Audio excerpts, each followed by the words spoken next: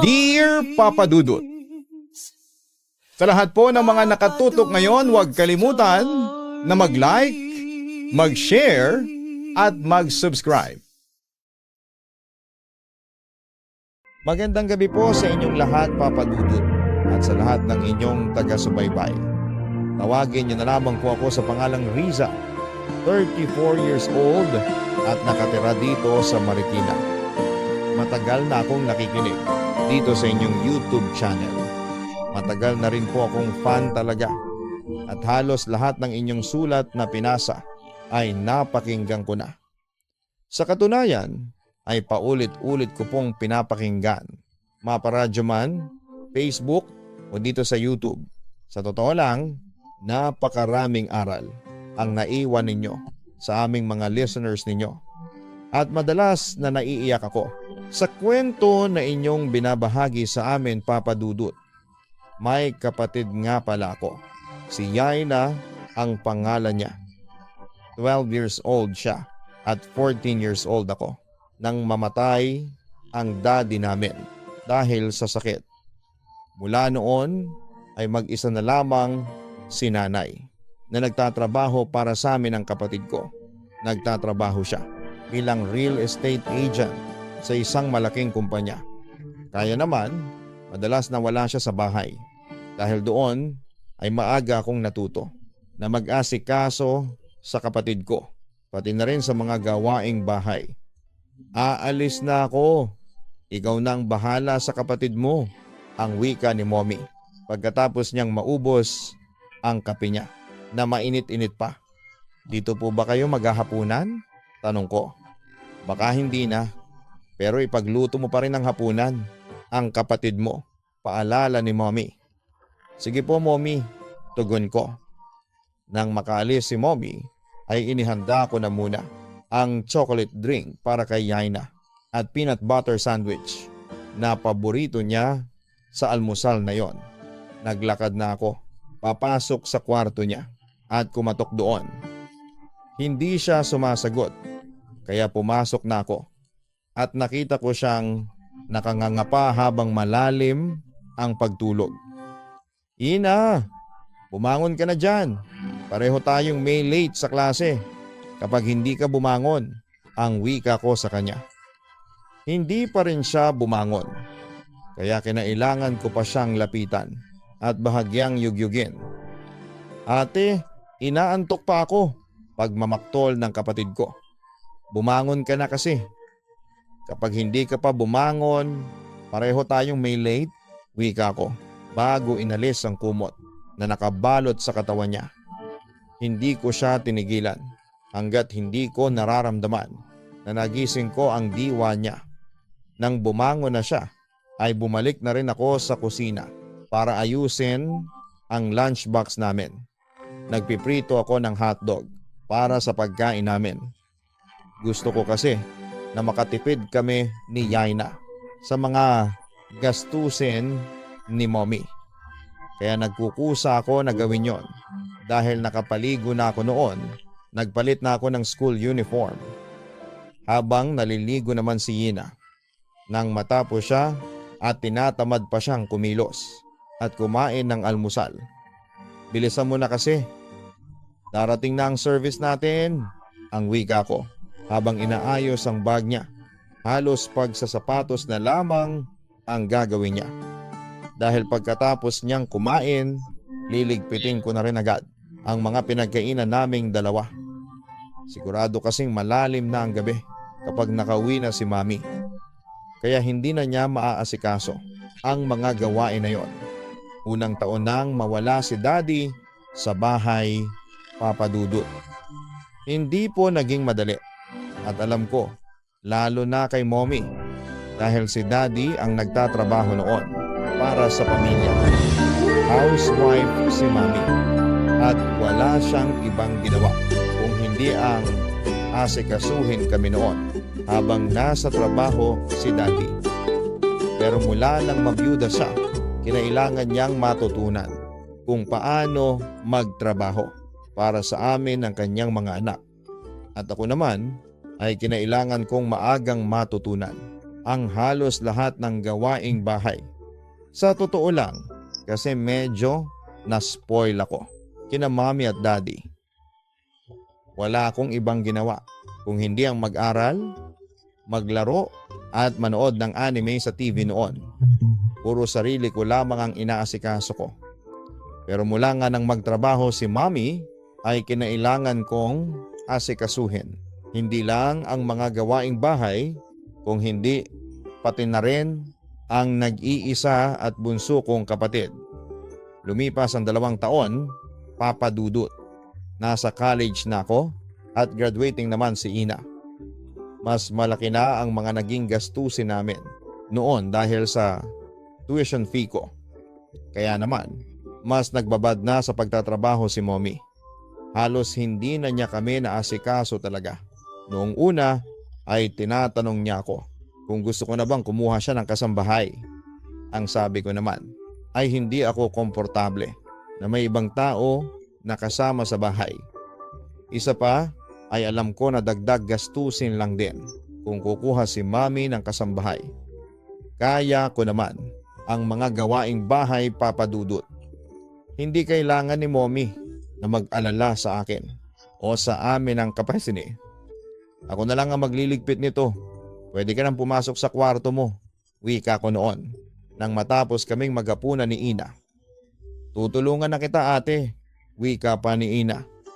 Wag na, kaya ko na. Toto, saka sabi mo may exam ka bukas, di ba? Mag-aral ka na lang sa kwarto mo, tugon ko. Pumasok na noon si Yaina. At ako naman ay sinimulan ko ng punasan ng lamesa. Pagkatapos kong ilagay sa lababo ang mga plato, baso at kubyertos. Nang malinis ko ang lamesa, saka ako naglakad papunta sa may lababo at nagsimulang ligpitin ang mga nandoon. Halos patapos na ako nang dumating si mami galing sa trabaho at dumiretso sa kusina. Nakauwi na po pala kayo, mommy. Nag-dinner na po ba kayo? Tanong ko. Hindi pa anak, tugon niya. Sige po, ipaghahain ko po kayo, ang sabi ko. Wag na. Ako na ang mag-aasikaso ng pagkain ko, wika niya. Maupo na lang po kayo dyan dahil alam ko na pagod kayo sa trabaho. Hayaan nyo na lang po ako mag-asikaso, ang wika ko. Mabilis akong kumilos dahil ramdam ko ang pagod sa boses ni mommy. Kagad ko naman siyang napaghainan. Tapos ay bigla na lang magtatawanan hanggang sa matapos na siyang kumain. Pwede na po kayong pumasok sa kwarto, mommy. Ako na po ang magliligpit nito, ang sabi ko. Bago ako tumayo ay hinawakan ni mommy ang kamay ko at napatingin ako sa mukha niya. Nagsalubong ang tingin naming dalawa. Bakit po? Pagtataka ko. Sorry anak, wika niya. Kumunot ang noo ko sa mga sinabi niya. Bakit po kayo nagsosorry? Muling tanong ko. Malalim siyang napabuntong hininga. Kasi masyado ko nang inasa sayo ang responsibilidad na dapat ay ako ang gumagawa. Sorry kung masyado na akong nagiging pabayang ina sa inyo ni Ina. Malungkot na tugon niya. Umiling ako at ngumiti. Kahit kailan po ay hindi kayo naging pabayang ina sa amin ni Ina. Kasi halos di na po kayo nagpapahinga para lang makapagtrabaho at maibigay ang pangangailangan naming magkapatid. Huwag po kayong mag-alala sa amin ni Ina. Kaya po namin ang sarili namin, mommy. Tugon ko sa kanya, Papa Dudut.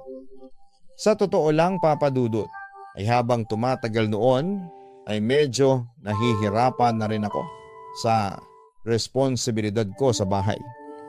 Siyempre, nag-aaral pa ako noon sa college at may maintain akong grades para sa academic scholarship ko. Pero ni minsan ay hindi ako nagreklamo kay mommy. Ano ba naman yung konting sakripisyo ko kumpara sa pagtatrabaho niya ng halos 10 oras araw-araw. Paulit-ulit kitang pipiliin na mahalin kahit na hindi ako ang pinili mo. Kaya naman, sa tuwing tatanungin ako ni Mami kung kumusta ako, ang pag-aaral at pag-aasikaso kay Yaina ay palagi kong sinasabi na ayos lang ang lahat at wala siyang dapat na kahit na anong alalahanin dahil ako naman ang panganay. Kaya kong maging responsableng panganay sa kanya at ate sa kapatid ko. Oo, ang aga-aga naman ninyo dito sa kantin. Nagtatakang bati ko nang makita ko sina Trina at Bella sa kantin. Mga kaklase at kaibigan ko sila, Papa Dudut. O kasi si Bella kanina pang umiiyak tugon pa ni Trina. Napansin ko nga ang pamumugto ng mata ni Bella. Anyari? Tanong ko sa kanya. Nag-aaway na naman kasi ang mga magulang ko. Tugon pa ni Bella. Sinabi ko na nga sa kanya na wala namang bago kung mag-away ang mga magulang niya. Singit pa ni Trina. Hindi mo kasi ako naiintindihan. Nararamdaman ko na this time ay maghihiwalay na talaga sila. Tugon pa ni Bella. Naku, LQ lang yan. Magkakabati rin yan. Tugon pa ni Trina. Hindi Trina. Alam ko kasi na kinuha na ni Papa ang mga gamit niya sa bahay namin. Ang wika pa niya. Nangyari na yan dati, hindi ba? Kaya sigurado ako na babalik din yon. Wika pa ni Trina. Magtatalo pa sana ang dalawa nang sumingit na ako. Paano mo ba nasabi na maghihiwalay na talaga ang parents mo? Nangyari na rin kasi dati na umalis ang papa mo pero bumalik din siya. Hindi ba? Tanong ko pa kay Bella. Oo, pero ngayon ay iba na talaga dahil inamin niya kay Mama na may iba na siyang pamilya at gusto na niya itong makasama. Sinabi niya na hindi niya mahal si Mama. Sinabi ni Papa na magsasama na raw sila ng kabit niya. Pag-iyak pa ni Bella. Mabuti na lamang at wala pang gaanong tao sa kantin noon dahil maaga pa. Kung hindi, malamang ay pinagtinginan at pinagchismisan na kami ng mga estudyante doon. Ayokong maghiwalay. Sina Papa at Mama Riza. Pag-iyak pa niya. Inagod ko ang likod ng kaibigan ko. Wala kang nang magagawa kung gusto nilang maghiwalay. Singit pa ni Trina. Trina, hindi nakakatulong yan na sinasabi mo sa kanya. Sabi ko sa kanya. Sinasabi ko lang naman yung totoo, wika niya. Saglit akong natahimik bago hinawakan ang kamay ni Bella. Handa ka na ba? Tanong ko. Saglit na tumitig si Bella sa mga mata ko. Ramdam ko ang pagpigil niya ng mga luha. Hindi madaling sabihin ang totoo sa isang kaibigan. Pero mas mahirap silang paasahin, Bella. Hindi natin hawak ang puso at nararamdaman ng mga tao sa paligid natin. Kasama na doon ang mga magulang mo. Hindi natin sila pwedeng diktahan sa kung ano ang gusto nilang gawin. Ang tanging magagawa lang natin ay maging handa sa mga susunod na pwedeng mangyari. Wika ko. Ayokong maghiwalay sila, naluluhang sabi niya. Wala namang anak ang gustong maghiwalay, ang mga magulang nila. Walang anak ang gustong mawala ng magulang. Pero may pagkakataon na kailangan na lang nating sumabay sa agos ng buhay. Kasama na nga doon yung pagtanggap sa mga bagay na ayaw nating mangyari sa buhay natin. Tugon ko, Papa Dudut. Tuluyan na ngang naghiwalay ang parents ni Bella. Iyakan siya ng iyak sa amin noon at ginawa namin lahat ni Trina para i-comfort siya. Alam kasi namin kung gaano siya ka-close sa mga magulang niya. Kaya hindi madali sa kanya natanggapin ang pangyayari na yon. Kumusta na si ate? Tanong ni Yaina sa akin habang magkasama kaming nagdi-dinner. Nakwento ko sa kanya ang nangyari sa parents ng kaibigan ko. Ayos naman siya. Nahihirapang mag-adjust kasi sanay siyang laging kasama si daddy niya sa bahay. Pero wala naman siyang choice kung hindi matutunan na hindi nakasama ang daddy niya sa bahay. Ang wika ko. Yan nga rin ang sabi ko sa kanya wika ko. Hindi kasi natin kontrolado ang sitwasyon, ate. Marami tayong bagay ang hindi kayang gawin o baguhin. Kagaya na lang ng mga pwedeng mangyari sa buhay ng mga taong nakapaligid sa atin. Kahit gaano tayo kasaya sa isang iglap lang, ay pwedeng magbago yon. Napatango na lamang ako sa malalim na sinabi ng kapatid ko, Papa Dudut. Sa bandang huli ay natutunan na ring tanggapin ni Bella ang pangyayaring yon sa pamilya niya. Kagaya ng sinabi ni Ina, wala namang ibang pagpipilian si Bella kung hindi ang tanggapin yon at mag-move on. Palagi na lang naming pinaparamdam sa kanya na kasama niya kami sa lahat ng oras. Nang makagraduate kami, magkakaibigan sa college, ay agad kaming nakakuha ng maayos na trabaho. Kaya lang ay wala pang 1 taon ang nakakalipas nang ma-stroke si Mami.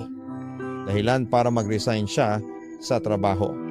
Naging maayos naman agad ang kalagayan niya. Pero sinabi ko na huwag siyang magtrabaho dahil kaya ko nang tustusan ang mga gastusin sa bahay kasama ng pag-aaral sa college ng kapatid kong si Yina. Mabuti naman at dumating ka na, wika ni Bella nang makarating ako sa resto bar kung nasaan sila ni Trina. Nabutan kong medyo nakakarami na nang inom ng alak si Trina dahil baka sa kanya ang pagkalasing. Anyari? Tanong ko. Ang kaibigan natin, broken-hearted, hiniwalayan na kasi ng cheater niyang boyfriend. Tugon pa ni Bella. Ex-boyfriend and correction. Ako ang nakipaghiwalay kay Rafi. Ako ang nakipag-break sa kanya. Pagtatama naman ni Trina, Papa Dudut. Sa kabila ng pagkalasing ni Trina ay nagawa pa niyang magkwento. Nasa 3 pagkakataon ay nahuli na naman niya si Rafi na may kachat na ibang babae. Nagdahilan pa raw ito. Nakatrabaho lang ni Rafi. Pero hindi na raw siya naniniwala kasi nagkakapalitan na ng I love you ang dalawa. Hindi yon ang unang beses na nahuli niya si Rafi. Pero nagawa niya itong patawarin noon. Ayun nga lang, lahat ng pagpapatawad ay may hangganan. Kaya nag-decide siyang makipaghiwalay na lamang. Mahal na mahal ko siya, Riza. Hindi ko kaya na mawala siya sa buhay ko. Hindi ko kaya. Pag-iyak pa ni Trina. Nabuhay ka naman noon na hindi mo siya kasama. Kaya alam ko, nakakayanan mo rin ngayon. Wika ko. Iba naman yung dati sa ngayon. 3 taon, Riza. 3 taon na halos sa kanya lang umikot ang mundo ko. Pag-iyak pa niya. 3 taon na sinayang mo lang sa isang cheater na kagaya niya, Trina. Lahat naman ng bagay ay napag-aaralan. Lalo na kung alam mo sa sarili mo na kailangan mong gawin yon.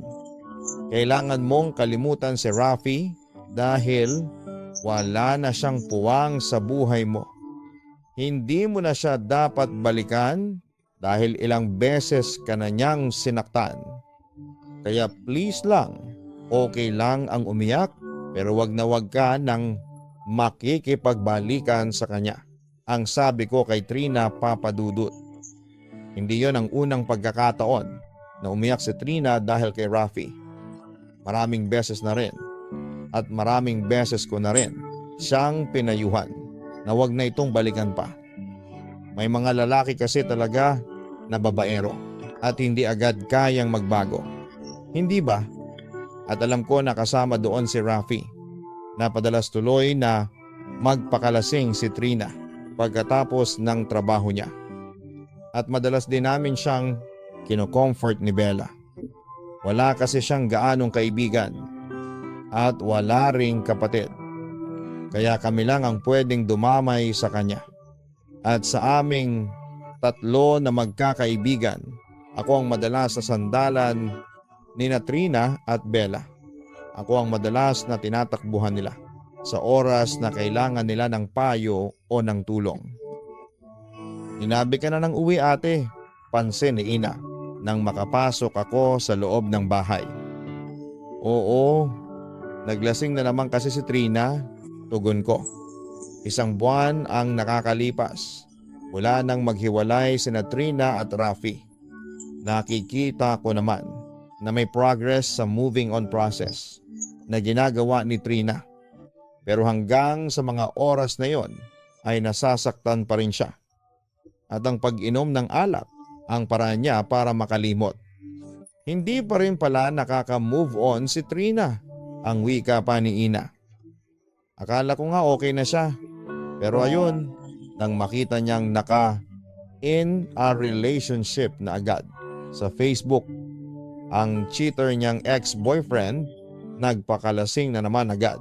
Napapailing na sabi ko. Ganun talaga. Siguro kapag nagmahal tayo ng sobra, Ate Risa, ay nakakalimutan na nating magtira ng pagmamahal para sa ating sarili. Ang sabi pa ni Ina. Hindi ko nga alam kung anong nakita ni Trina kay Rafi na yon.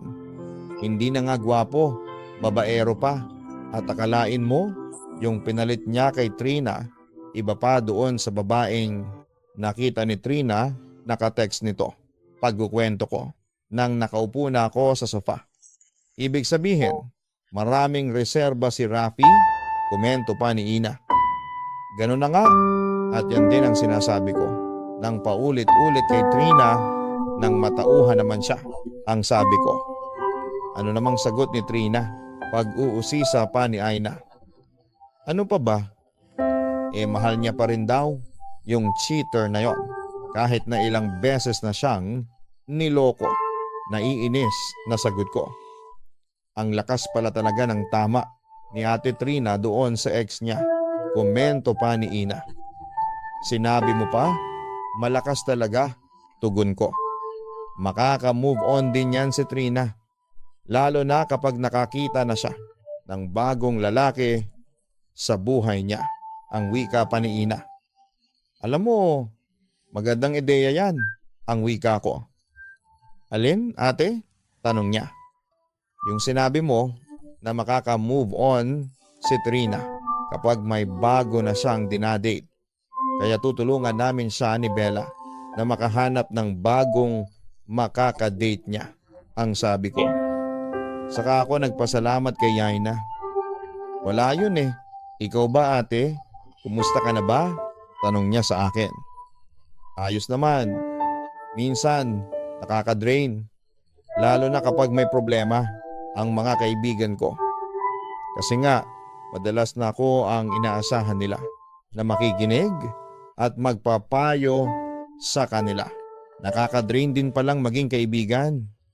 Oo, lalo na kapag palagi silang nakaasa sa iyo.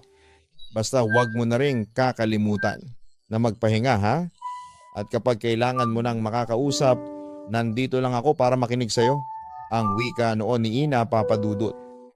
Totoong nakaka-drain ng energy ang magpayo at makinig sa mga problema ng ibang tao. Dahil sa tuwing gagawin ko yon, ay nanghihina talaga ako pagkatapos.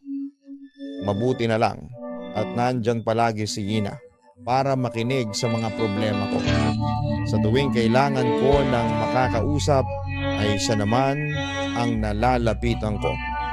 Nakakatuwa lang kasi para bang hindi siya napapagod na makinig sa akin. Hindi siya napapagod na magbigay ng payo sa akin. Naalala ko noong magkaroon ako ng boyfriend na nakilala ko dahil sa pinsan ko. First boyfriend ko yon, kaya minahal ko ng sobra. Akala ko pa nga noon ay siya na ang makakatulong tuluyan ko. Pero nagkamali pala ako nang ang piniling mahalin dahil nasaktan lang din ako kay Rafi. Mahigit kalahating taon na ang relasyon namin nang makipag-break siya sa akin. At sinabi niya na mahal niya pa rin ang ex-girlfriend niya. Sobrang sakit sa akin noon, Papa Dudut, lalo na at binuhos ko sa kanya ang pagmamahal ko. Wala akong halos tinira sa sarili ko. Kaya nang masaktan ako nang dahil sa kanya ay labis yon, Papa Dudut. Sa mga panahon na yon, may kanya-kanya ring problema ang mga kaibigan ko. Kaya si Yay na lang ang nakakausap ko. Siya lang ang dumadamay at nagpapayo sa akin. Siya lang ang dumamay sa akin. Kaya malaki ang pasasalamat ko sa kanya kasi naging sandalan ko siya ng panahong iyon. Thank you, Aina. Palagi kang nandyan para makinig sa akin. Wika ko. Magkasama kami sa sala at pinagsasaluhan ng ilang bote ng alak. Wala yun, ate. Sinabi ko naman sa'yo, basta kapag kailangan mo ng kausap, nandito lang ako para sa'yo. Tugon niya. Ang bilis ng panahon, no. Dati lang, ang liit natin. Tapos, nag-aagawan tayo ng donut na pasalubong ni Daddy. Ngayon, pinagsasaluhan na natin ang ilang bote ng alak na to. Wika ko. Oo nga, ang bilis ng panahon. Ang bilis magpalit ng mga taon. Tugon niya. At isang taon na lang, sa wakas, ay makakagraduate ka na rin. Salamat, Ina, kasi hindi mo ako binigo. Salamat kasi hindi ka naging pabigat sa amin ni Mommy. Ang sabi ko pa. Hindi na sumagot si Yina at gumiti na lamang siya bago uminom ng alak. Sipag mag-aral si Yina, Papa Dudut. Wala man siyang academic scholarship na kagaya ng sa akin, hindi naman niya pinabayaan ang grades niya. Marami na rin kaming plano noon kapag nakagraduate na siya sa college. Magkatrabaho siya agad. Mag-iipon kami at ipapaayos namin ang bahay ni Mommy. Ispoil namin si Mommy para masuklian lahat ng ginawa nito para sa amin ni Yina. Magtutulungan kami na mapasaya si Mommy. Kaya lang, Papa Dudut, hindi na pala namin matutupad ang plano na yon. Dahil 2 buwan pagkatapos naming mag-usap noon ni Yina, bigla na lamang niya kaming iniwan. Nakita na lang namin si Yina sa kwarto niya na wala ng buhay. Sinubukan pa namin siyang dalhin sa ospital pero hindi na rin siya umabot.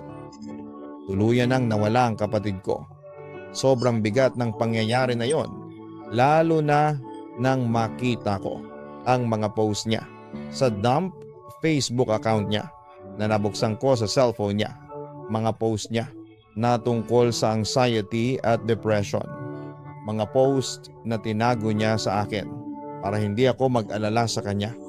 Hindi ko alam na yung tao na palagi kong sinasandalan noon ay kailangan din pala ng tulong at sandalan para makaahon siya sa matinding lungkot na nararamdaman niya. Hanggang ngayon, Papa Dudut, ay nagsisisi pa rin ako na hindi ko man lang natulungan o nadamay ang kapatid kong si Aina, na hindi ko napansin ang lungkot na nararamdaman niya at pilit na tinatago sa akin. Palagi siyang nakangiti para ipakita sa akin na ayos lang siya. Palagi niyang sinusubukan na kayanin ang lahat ng mag-isa, ang mga bagay na nagpapabagsak sa kanya. At kung nasaan man si Yay na ngayon, dalangin ko na sana'y maging masaya at payapa na siya. Lubos na gumagalang, Riza. Maraming salamat, Riza, sa pagsulat mo dito sa aking YouTube channel. At salamat kasi alam ko na hindi madali para sa'yo na balikan ang parting ito ng buhay mo. Pero nakakasigurado ako na marami kang aral na naiwan sa ating mga kastorya na ngayon ay basa ng luha ang kanilang mga pisngi dahil sa sulat mo. Marami sa atin ang hindi nagpapakita ng kahinaan, lalo na sa mga mahal natin sa buhay na gusto nating palaging damayan sa mga problema nila.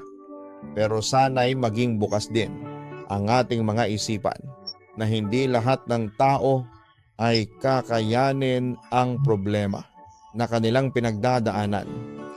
Hindi tayo makakapantay ng lakas ng isipan ng katawan. Pwedeng yung mga bagay na kaya natin ay hindi kaya ng iba. Iwasan natin ang maging mapanghusga sa kapwa natin. Hindi natin alam ang pinagdadaanan nila sa buhay sa araw-araw. Muli, maraming salamat po sa inyong lahat. Ako po ang inyong si Papa Dudut. Magandang gabi sa inyong lahat.